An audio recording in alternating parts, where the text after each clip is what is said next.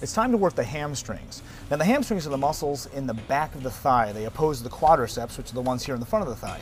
We've already worked the quads with dumbbell squats or any other kind of compound leg press type motion. And also we've worked the quads with leg extensions out like this.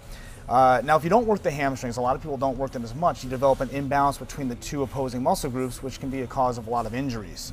So definitely add some type of a direct single joint hamstring exercise like this to your routine. Okay, a couple little trivia tidbits here. Hamstrings, first of all, here's an earful, consist of the semimembranosus, the semitendinosus, and the bicep femoris. So sometimes they're referred to as a leg biceps. Remember, biceps are two muscle heads or two muscle bellies within the muscle. So you have the long head and the short head. So there's actually like four major muscle groups back there within the hamstring.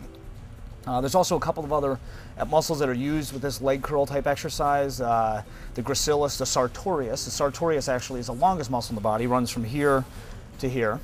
So, but the main hamstring muscle was actually named after a pig.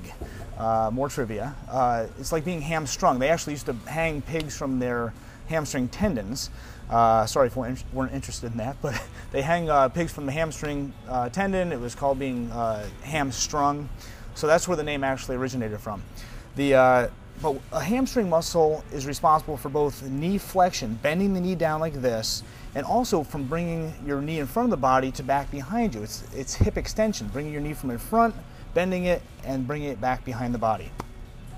So this is a seated leg curl. This is a leg curl where you're sitting upright, your hip is actually flexed here, and you're just basically kicking yourself back in the glutes.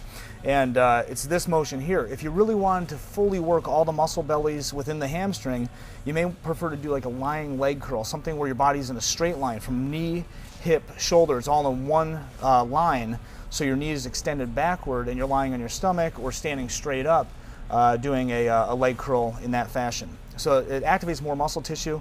It's a little tougher on the lower back, and I just prefer starting people with this. This machine actually was originated from trying to design something for pregnant women because they couldn't lie on their stomach when they're doing hamstring work. So you're sitting upright like this, stomach has nothing in the way, and you can still work hamstrings in a little bit more comfortable position.